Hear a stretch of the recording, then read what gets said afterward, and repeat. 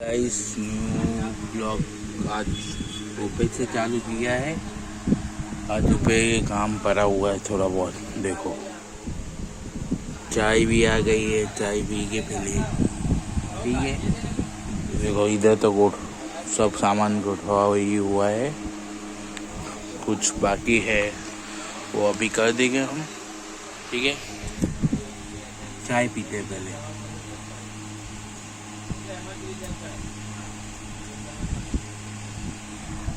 अच्छी चाय बनाई है आज, ठीक है। ये सब पड़ा हुआ है देखो।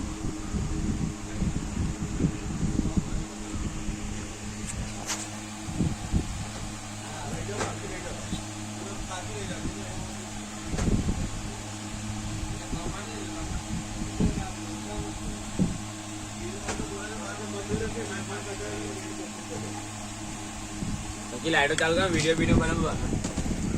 ये धमकी दे रहा है, देखो लाइट चालू करो वीडियो बनाओ।